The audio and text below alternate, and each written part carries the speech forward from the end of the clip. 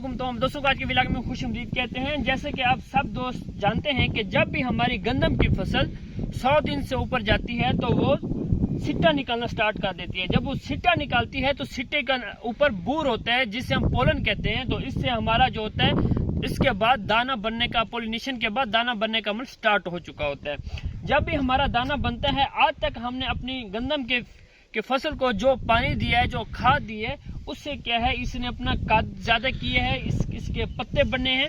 लेकिन जो ये 20 दिन होते हैं, ये बहुत अहमियत के अमल होते हैं।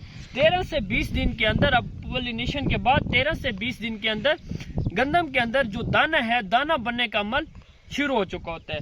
जिस तरह हमारा गंदम का फील्ड ज्यादा दिन लेगा, यानी 13 से 20 दिन जो ज्यादा दिन लेगा, उसके अंदर दाना बनने का अमल ज्यादा अच्छा होगा। वो क्यों अच्छा होगा, तमाम दोस्तों को इस चीज के बारे में इन्फॉर्मेशन देंगे। जिन दोस्तों ने हमारे पेज को फॉलो नहीं किया तो फॉलो लाजमी कर लें ताकि नेक्स्ट इन्फॉर्मेटिव वीडियो आपको मिलती रहे।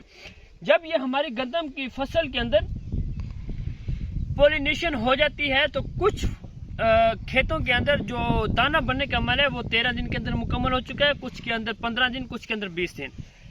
जिन खेतों के अंदर किसी वजह से भी स्ट्रेस आ जाता है, मसलन हमने पानी उससे लेट लगाया है या आबो हवा हमारी जो टेम्परेचर है वो बहुत ज्यादा हो गया है, क्योंकि जब दाना बन रहा होता है जो उसके लिए आइडियल जो टेम्परेचर होता है वो तकरीबन 26 से 28 होना चाहिए। अगर 26 से 28 होगा तो दाना अपनी पूरी ताकत में बनेगा, जिससे जो हमारी पैदावार है वो ज्यादा आती है, दाना मोटा होता है। अगर टेम्परेचर बहुत ज्यादा जल्दी, जैसे कि मुल्तान, बहावलपुर या जो ये जनूबी इलाके हैं, यहाँ पे अगर टेम्परेचर बहुत ज्यादा तेजी से चेंज होगा, बहुत ज्यादा जल्दी ऊपर चला जाएगा, तो उससे क्या होगा कि जो दाना है वो पिचक के बनेगा, दाना पतला बनेगा, दाना ज्यादा मोटा नहीं होगा, जिससे वजन कम होता है।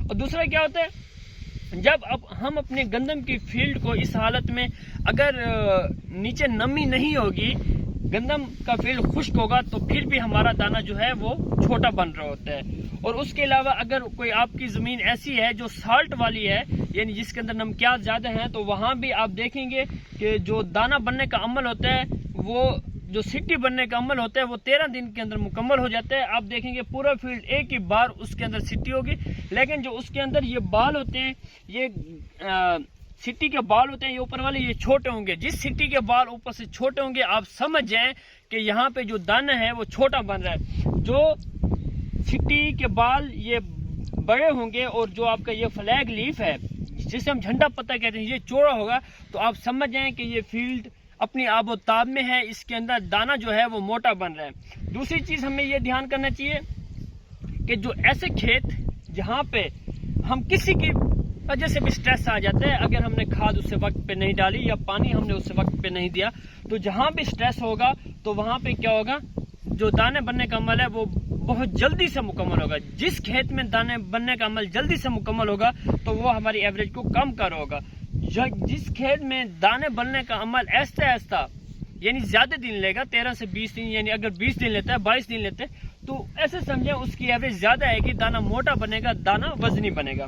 तो इसलिए अब हमें चाहिए कि जब हमारा ये बूर गिर जाए तो हमें अपनी फसल को पोटाश की स्प्रे करनी चाहिए। आप कोई भी पाउडर वाली पोटाश 2 kg पर एकड़ के लिहाज से स्प्रे कर सकते हैं, या मुख्तलिफ कंपनीज अब पोटाश पेस्टिसाइड वाली लिक्विड में भी दे रही है, वो भी स्प्रे कर सकते हैं। उससे क्या होगा, जब आप पोटाश का वो स्प्रे करते हैं तो जो पत्ते के अंदर जो खुराक होती है वो आपकी जो दाना है उसके अंदर जल्दी मुंतकिल हो जाती है।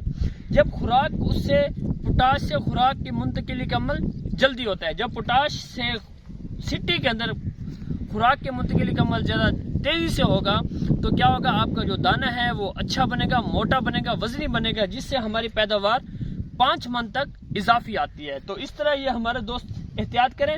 अगर आपके ये जमीन के अंदर वतर नहीं है तो आप अपने फील्ड को पानी दे के उसका वतर का ख्याल रखें। इंशाल्लाह उम्मीद है आपको हमारी बात समझ आ चुकी होगी। वस्सलाम।